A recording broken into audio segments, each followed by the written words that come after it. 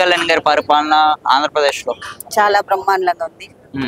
కానీ పవన్ కళ్యాణ్ గారు గెలిచిన తర్వాత పిఠాపురం నియోజకవర్గం అసలు రావడం మానేశారు అంటున్నారు. ఇది ఎంతవరకు నిజం? అది అబద్ధం అండి. ఆయన పిఠాపురంలోనే ఉంటున్నారు, సొంత ఇల్లు కూడా కట్టుకున్నారు ఆయన పిఠాపురంలో. ఆయన రాకముందు పిఠాపురం ఎట్లుంది, ఆయన వచ్చిన తర్వాత పిఠాపురం ఎంత అభివృద్ధి చెందింది అనేది ప్రతి ఒక్కరికి తెలుసు. గత ప్రభుత్వానికి ఈ ప్రభుత్వానికి తేడా ఏంటని? చాలా తేడాలు ఉన్నాయండి. గత ప్రభుత్వం రాక్షస ప్రభుత్వం, ఈ ప్రభుత్వం రాముని ప్రభుత్వం అండి. ఈ ప్రభుత్వం వచ్చిన తర్వాత ప్రతి ఒక్కరికి న్యాయం జరుగుతుంది, ప్రతి మహిళకి న్యాయం జరుగుతుంది, ప్రతి చిన్న బిడ్డ కూడా న్యాయం జరుగుతుంది. గత ప్రభుత్వంలో అసలు ఏవి కూడా అందేవి కాదు. ఏది చేసినా కానీ ఆయన అప్పుల పాలు చేసి ఈ రాష్ట్రాన్ని అప్పుల్లో ముంచేసి వెళ్ళిపోయినాడు.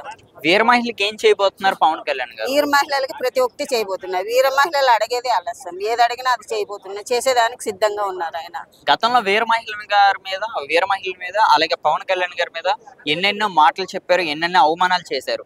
వాళ్ళందరికి పరిష్కారం ఏంటి? వాళ్ళందరికీ ఏం చెప్పబోతున్నారు ఇప్పుడు అధికారంలోకి మీరు వచ్చిన తర్వాత?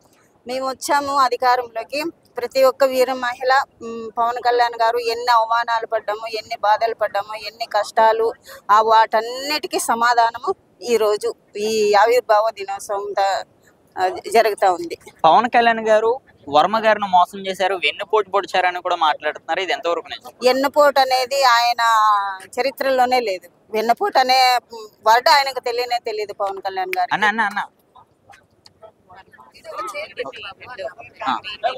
ఎన్నపోటు అనేది ఆయనకు తెలియదు పవన్ కళ్యాణ్ గారికి.